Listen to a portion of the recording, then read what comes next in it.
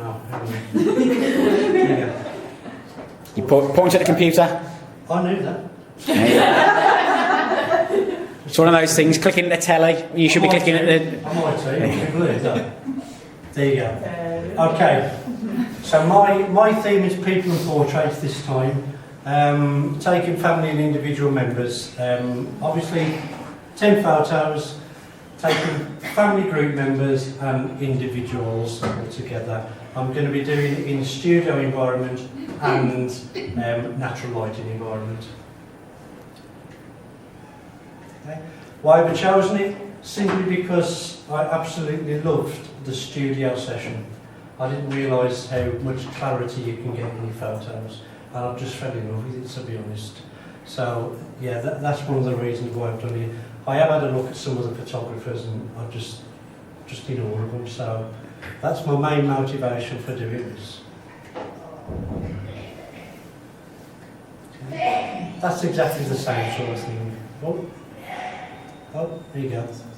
Yeah, that's just explaining the same sort of thing about the power of the light and how clear it is. And even more so, I didn't know, but that camera I've got goes down to 50 ISO.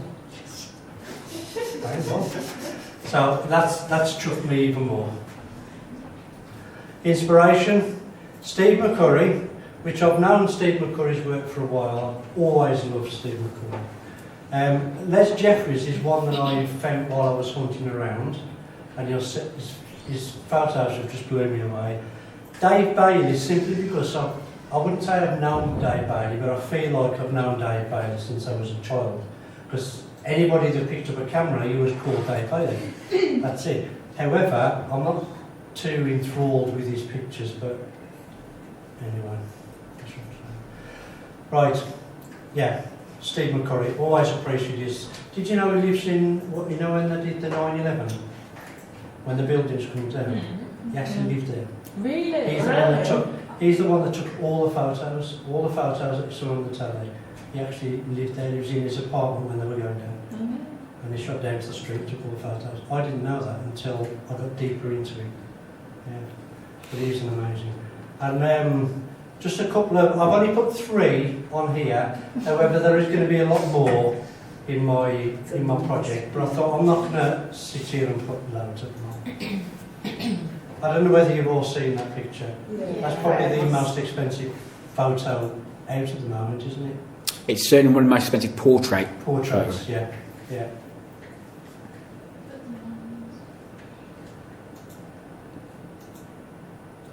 He's just got this ability with colour.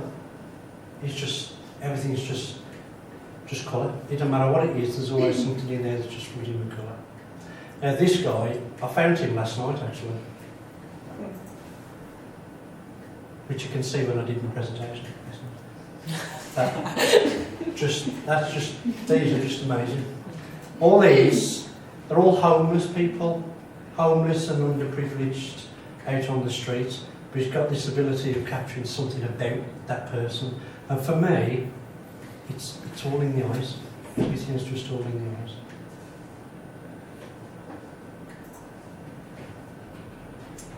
That'll be me when I get older. So yeah, that's really inspired me actually. That I'm going to study that one a little bit more. David Bailey, although I like his photos, nothing really shouts out to me. Think that's just brilliant. Maybe I just haven't had a look at enough of it, but from what I have seen, he just photographs stars, and so nothing emotionally jumps out to me. But I shall study David Bailey. Equipment, I'm going to use a camera, just so I let you know that. A Nikon Prime. I've got 3 flash units at home. I've got like a little studio, so I've got the units, I've got my 2 diffuser boxes, and I've got my white backdrop. The reason why I've had to have my own is because I work such long hours, I'll never ever get to be able to borrow your studio. It's just completely out of my bounds, so I've had no option but to do that. Okay.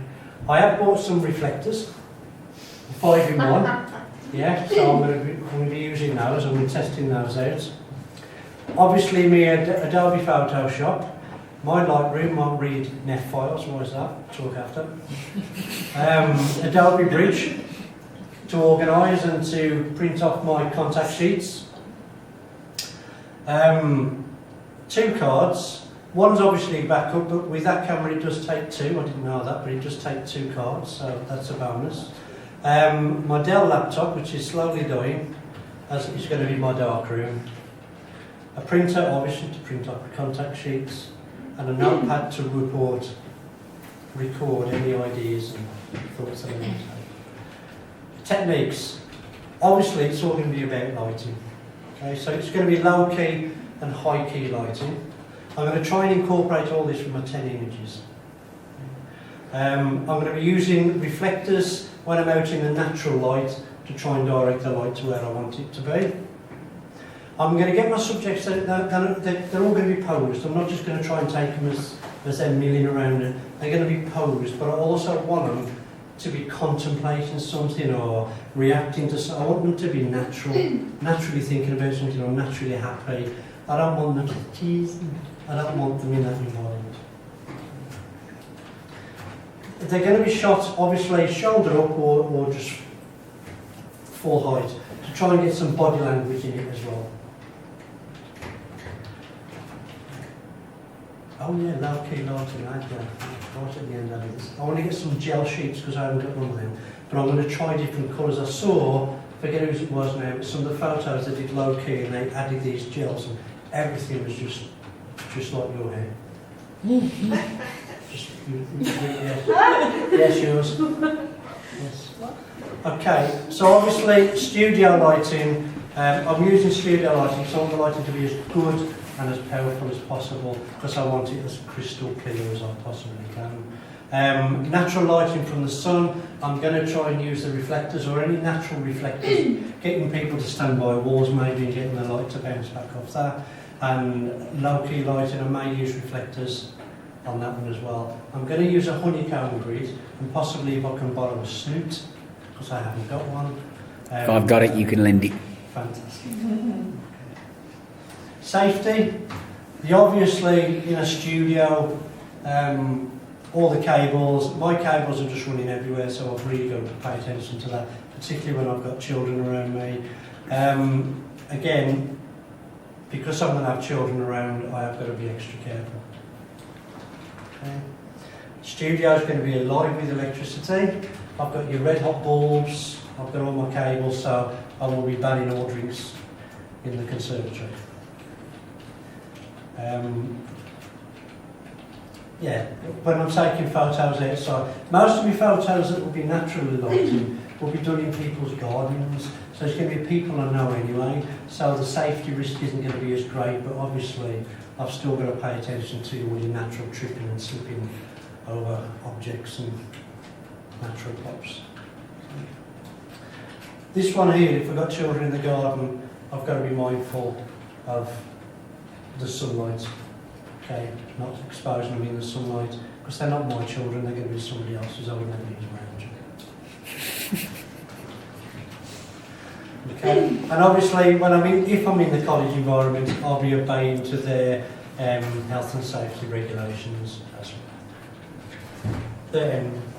Brilliant. 8 minutes 57 seconds. Apologise straight away. It's a green background, alright? It's come out like a funny colour. Anyway, obviously I'm looking at this whole course in a different way that some of you guys are. Yes, I want to learn new skills, but I'm looking at it as how can I then develop our department and how can we offer more things.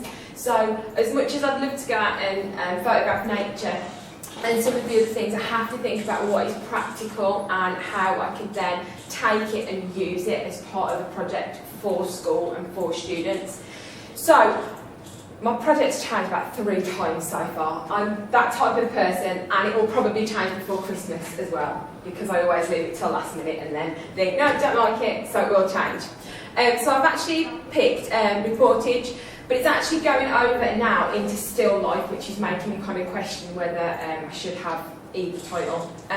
So, in my statement of intent, I have put that I'm going to be using teaching as a subject and about the reminders left behind from students.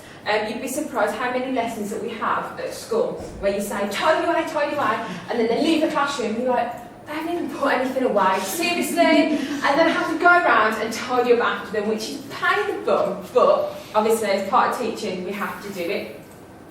I've put that I'm going to take photographs throughout the day, and the idea is that all these things that the students have left behind are like going to be little reminders and kind of little things that they are doing. And the idea of taking them throughout a day, although it's probably not going to be a day because I have such varied lessons all the time, is that I'm going to be able to have a massive variety of images to then use.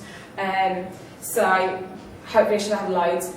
I'm going to use Photoshop to layer the images together, and it seems a bit of a kind of weird concept, but as soon as you see the artists that I've chosen, who are all completely different, which is why my project will probably change, is because I can actually achieve quite a few different things with that process. Again, I've put that I'm going to use black and white images as well as colour. I'm going to talk about that later because I have actually tried it. And obviously in art lessons I try not to, if I can, use black and white because the kids find it really boring. They'd rather do something more colourful and more bright. It's far more engaging, and you get far more of a better response, especially from boys, because boys are who we are aiming at as developing the department because they love technology. So you try and see if you can aim at everybody. Girls are just fitting wherever, I'm afraid. So, my artist inspiration. I've got 3 different artists, all of them are completely different. The first one is Marcus Hartel. These images are actually black and white, and I really like them. They seem to capture the moment really well. And I also like the contrast between the black and the white. I know I said I was a bit, not using black and white, but I actually really like them as an image. And from what I put in my statement of intent, it actually linked in quite well. The next person I've chosen is Stephanie Jung, which is why the whole layering of images comes into it. This is one image layered over the top of each other again, and it's been moved each time. And I quite like the fact that she's almost created movement without actually doing an awful lot. So again, I quite like it. And the colours as well. The colours look pretty dreadful on here, but they're actually really nice and vibrant. Okay, as well. And the last one was this guy, Wolfgang Tillmans. I don't know whether you introduced him to us, I can't remember. He was in one of the slides, yeah. But I had found some of his still lifes, and I don't know, when I saw them I just thought, this is so appropriate for the classroom because I'm not going to be messing with any of the things that I photograph. I'm literally going to photograph them as they are left. Because I want the idea is that it's exactly how the students have left it, and it's meant to be that way. These didn't look messed with, they literally just look like snapshots of his life or his situation or where he was living, and I really like that. So again, that influenced where my project is going. Now, go back one. My sink at the moment is my obsession. It sounds really daft, but I have a sink and I have 2 of them, and we're doing an awful lot of painting, and you'd be surprised how many times I go out to the sink and it's absolutely full of equipment. It drives me insane because I spent ages cleaning it. So this kind of is where the project started, taking a very dirty picture of my sink. I did play around with settings because of the way that my classroom is set up, and I didn't think that I'd need any sort of light assistance with lamps and things, but I'm wondering whether in certain times of the year and also certain times of the day whether I'm actually going to have some sort of extra lighting. So again, I'm going to have to really think about that, which I didn't think I would at the beginning. I thought I'd just take a few snapshots and that was it. So I've got 2 different shots. What I've done is I've played with them and actually tested whether it's going to work. The image on the bottom, obviously I've used Photoshop to lay them together. The image on the bottom is black and white, and the top one is colour. I really don't like it, to be honest. I don't actually think it works very well, and the colours obviously don't show through very well on this. but I don't think it's bright enough. I think the black and white really takes away from it. So I tried two other exactly the same images. One of them I've made a little bit bigger and enlarged it a bit, but again, I don't like it. I don't think that my idea of what I wanted, I don't think the images here that I've created do what I want them to. I almost feel like maybe I should just go back to the still life element and just the kind of taking pictures of all the remnants of the students. So I'm going to kind of say, I tried it, don't like it. Lots to talk about because of why I don't like it, and I think I'm just going to go back to taking just still life images of the things that students have left behind. So piles of books that are in no order, folders in my folder rack, just the things that the students are leaving behind. And I think I'm very much of the same opinion. I'd rather take 10 really, really good images playing kind of with my camera and kind of about my classroom rather than try and kind of mess with them too much and take away from it what I wanted it to say. So, yeah, tried it, didn't work, the end. That's it. Superb, thank you very much. Okay, I'm doing people and portraits for my theme because that's the photography that I love, that's what I'm inspired by, that's the type of photography I want to be. My title is Queen Omega, Empress Reincarnated. What I love about the title is that the people that I'm photographing instantly will know what this title means. But I'm hoping, thinking that none of you will. Sarah, what does it mean? It did say what does it mean up there, but it's gone. So Empress Rising is in reference to Empress Menen. That is the wife of the last reigning emperor of the Ethiopian nation, His Imperial Majesty Haile Selassie I. It is a way of me calling on her energy to invoke this project. Empress Reincarnated refers to the manifestation and the realisation of the queenship elements within today's Rasta woman, natural Nubian woman, and then every conscientious woman or person on the planet. His Imperial Majesty and his wife, they were crowned together on the 3rd of November in 1930. This is extremely rare, like it's ridiculously rare that a king and a queen are crowned together. When I was trying to find others, I think I found one of the Richards, I don't know, in 1435. It's so rare, and that, because of that, and the fact that their lineage can be traced back to King Solomon and Queen of Sheba, it holds them in almost holiness, well, in, not almost holiness, in holiness in regards to the Rastafarian faith. And I'm photographing Rastas, or women with dreads. So that's why it's significant. The purpose, I want to produce an original and thought-provoking project. I thought about when Chris said, think about what you've got access to, and I thought, I don't know any Rastas really personally, I probably know one, but I knew that I could speak to a person that knows a person. I wanted to create a project that was personal to me, that was inspirational. I tried to think of, if I was a paid photographer, what type of project would I do? This is definitely one. It's also a way I can show appreciation and gratitude to all the women who have inspired me and defined me, and inspire me to define my own destiny. I want to create a series of images that accurately relate to the type of photographer I aspire to be. Okay, how I'm going to present it. Each image is going to be presented with a word or context. I'm not going to tell you what it is yet, it will be a surprise. But each word will help convey the message in the photograph and vice versa. The visual is going to tell you the word's going to tell you the visual. To make it more personal and more whole, I'm going to hope to find the word with the model, because when I originally thought of the project, I was thinking of words, I was thinking of visuals, and then I thought, that wasn't fair. It wasn't fair for me to tell the person, you are this and you are going to be this. I want to know what their feelings are, who they are. I want them to present themselves in the project. the reason why I did this project, at the start of project 1, I kept having the image of a Rasta man flashing their dreads, it being a high shutter speed, the dreads was in the air, and I thought, oh, that will be interesting and that will be original. No one else in the class is going to do that. So I started to research it, and I very quickly realised I can't do that. I can't pimp the Rasta for that image because I care.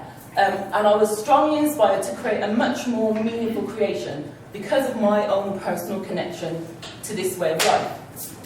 As a child, I was a Rasta, and I didn't like it. I didn't like wearing dreads. I used to have to wear a wrap to school, and I was really, really shy. My shyness was like a disease. So on top of that, I looked different to everyone. So this project then became a way in which I can forgive myself of this former ignorance.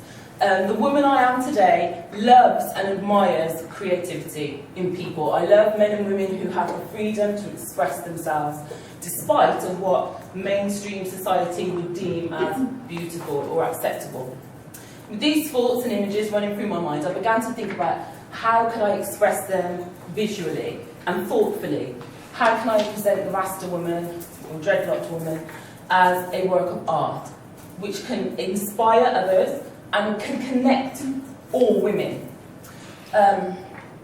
So I have a little aim, or a little, aim for the whole project, and it's this work will serve to forgive the young girl who didn't love herself because she was different, to tell her and show her that beauty is the difference, to tell her that she can be and do whatever she so desires, and to heal from all those past wounds, and end with an appreciation of self, and to inspire women to live from the heart, not to be defined by your hair, your outer appearance, the label on your bag, or by what others expect of you, or even the expectations that we put upon ourselves, but instead to appreciate yourself as you are, just because you are.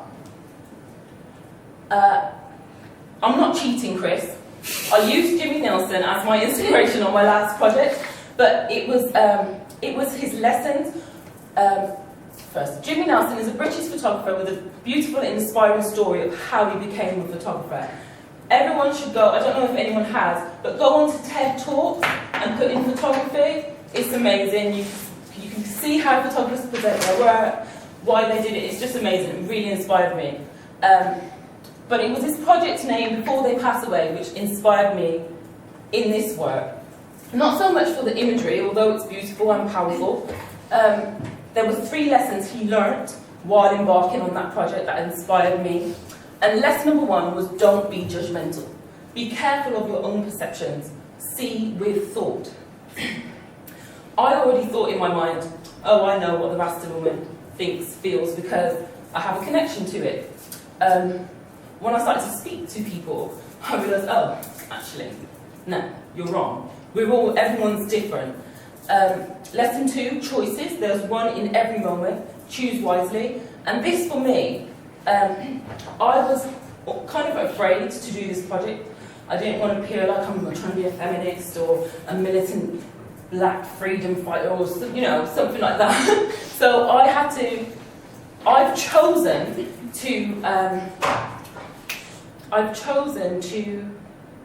follow my instincts and not be afraid. Lesson 3, be the truth that you are. Be vulnerable, and the connections made with people can be profound. There is a young girl that I've seen many years ago. I saw her at a funeral and I thought, oh wow, she's beautiful. I'm not a lesbian and I'm not a perv, but I just admired her beauty so much. And she has dreads, so when I was thinking about doing this project, I thought, oh, how can I get this girl in my photographs? Luckily enough, one of my friends went to school with her, so I kept saying, get her number, get her phone her, She never did, but she did get me her number, and it was so awkward. I had to phone up, in fact, I have a list of 12 strangers that I've been phoning up, and explaining, just randomly, phoning up and saying, I'm doing a photography project, blah, blah, blah, blah, blah, blah. But when I spoke to her, she was like, yeah, I'm really, really camera shy, but she's a singer, so she wants to build a profile, and already I feel like a friendship's forming. So, by me sticking to my guns, using my instinct and telling the truth, I'm building connections, which I think is wonderful. My mother, this is my mum. This is the first Rasta woman I knew. I had to talk about inspirations. I went off photography because I couldn't find imagery that was inspiring this project. It was more about people, feelings, who I am, my past. My mum became a Rasta at the age of 16 when she was pregnant with me. It was still fairly new and a very uncommon way of life, especially in the city of Gloucester. It's quite small, that's where I'm from. There wasn't a large community of Rastas, and it was a way of life that was very much frowned upon by the older generation. I remember times, there was an old lady that we used to go to once a week. My mum was the type of woman that they'd always have jobs for my mum to do. So she'd go to the post office for and fill out the forms, stuff like that. And every single time that we went to this woman's house, she was very nice, she gave us pocket money and sweets, really nice lady, but she would always say something like, when you go cut off your dirty dread? Translation in English is, when are you going to cut those dirty dreadlocks off? And when I think back now, I thought, how disrespectful. But it was so common that it was just kind of accepted that that's how the older generation would view you. So it was inspiring to me that at such a young age, considering what I know of my mum's background, she took a bold step not to only stand up for what she believed in, but to express that fully. When you become a Rasta, you wear dreads, like you can be a Christian or a Jehovah's Witness or any other belief, but you don't necessarily see that when you look at the person. When you're a Rasta, you show that visually. And at the time, and even sometimes now, it's thought of as ugly, masculine and dirty. And I just want to clarify, Rastas do wash their hair. And also another thing, what made me care so much about this project, when I typed in Rastafarian, everything that came up was ganja, marijuana, every single thing had that word in it. Not all Rastas smoke weed, I just want to say that. So, so I've named my project after this woman, but it was more, for me, the inspiration was more of the image of a woman of colour sat on a throne in this monarch that is so important to the whole world, really. I've seen an image of Queen Elizabeth, not curtsying or bowing down, she's on her knee to this man and woman. And I think that's so significant, like, it's kind of amazing. We don't learn this stuff in school, that people that look like this can be in that position. Oh yeah, I had to just throw up a few names. As I'm doing this project, it's connecting me to so much. So I had to just put a few names in there. Some of them are personal, some of them are families, some of them are well known, some you might know, some you might not. I mean, I'm inspired by thousands more people, but while I'm doing this project, it's just making me think of all of them women that came before, that followed their destiny and stood their ground. And I also believe in energies and honouring my ancestors, and I believe in that I can use their energies in this work. The main techniques I tend to pay most careful attention to is the manipulation of my light source and the compositional rules. I didn't want to say I'm going to use rule of thirds, it's going to do that, so because I'm going to use all of them. I will use gold and silver reflectors, umbrellas, softboxes effectively with the best light diagram suited to the scene to highlight, create shadow, mood and atmosphere. Focusing on all the compositional rules will help me to keep my viewer attentive in order for the message to be submitted into thought. A fast shutter speed will be used to capture genuine emotion, laughter, even mistakes, and the truth. Slow shutter speed may help with setting atmosphere, mystique, mood. I'm going to use extension rings with my zoom to see if that will help capture details better within a portrait. The light quality and how I manipulate it will help convey my visual message by being partial in setting the mood in the scene. It's going to give the professional finish that I want, and it will be a tool which I can highlight the appropriate points in the scene that are going to relate to the context, the word that I'm going to use to help push the message. Equipment, safety consideration, I'm going to use my same old camera, Canon. I just want to master its use and settings, and I've grown quite close to my camera. I'm not ready to get rid of it, and I can't afford to get rid of it, quite frankly. Key lights, fill lights, ambient lights, soft boxes and umbrellas, gold and silver reflector. When we did the low-key workshop, I really liked the way that the gold reflector gave a glow. I've got a picture of you actually, and it gives it a really nice glow. And also, I'm trying to steer towards fine art photography. So, tripod, maybe. Bridge, Lightroom and Photoshop. Last time was no. This time I have to use it. I'm paying a direct debit, so I'm going to be using it. And like I said, I want the images to be art. Safety, follow the rules, health and safety in the studio, carry out the same type of assessment when I'm at home, handle equipment appropriate, with great care, model consent form, signing in, all persons involved, use straps, stands, handles, dressed appropriately, including smart footwear, and I believe that's a wrap. Thank you very much. This is my project too. I'm doing alternative as a theme, but I chose to do graffiti. I'm going to take 10 images around the West Midlands of different graffiti, because most people see it as vandalism, but I don't. I see it as art. Because from a young age, I was about 9, 10, I used to go around my cousin around Worcester, watching him spray paint all different things. In some of it, you just couldn't imagine it. I found it really inspiring that he can look at a wall and just imagine what he wants to spray on there, and then he starts doing the outline. You don't know what he's doing, and all of a sudden he puts a bit of colour in, you start seeing it come to life. In Des Santana is a New York-based photographer. He takes pictures of graffiti, but his main work is commercial photography. He goes around different apartments around New York and taking pictures for different estate agents and stuff like that. But some of his work is really inspiring because he shows different angles. It's really hard to get his pictures because most of them's cropped on his website, so you can't download them or anything. So the few I have got is what's on Google and they're accessible. He's managed to photograph some of the best graffitis in the world, really. Like Tats Crew. To most people, it don't sound nothing, but if you know a bit about graffiti, it's one of the world's biggest graffiti artists, like club. I think there's about 9, 10 of them in.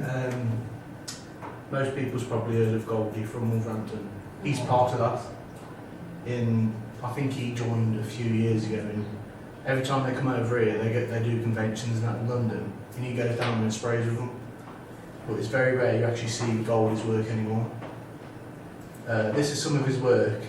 The thing I like, there's so much colour in all his pictures that it makes you look at different elements about the picture.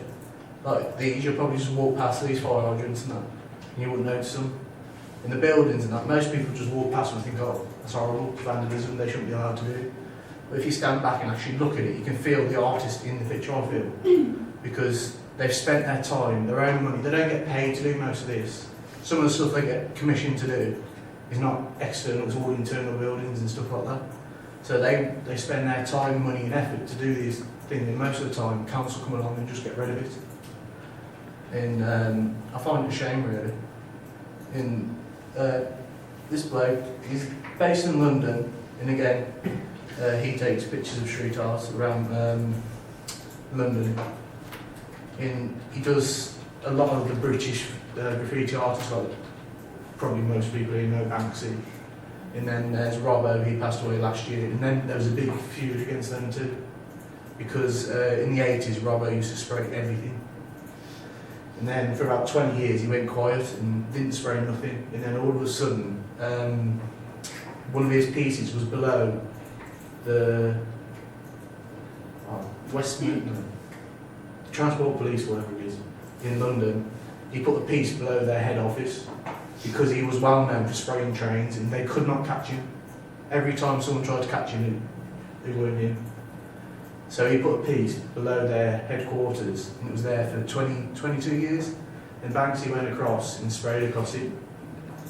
And that kind of brought him back up. There is a documentary on Channel 4, they've done it about 2 years ago, about it.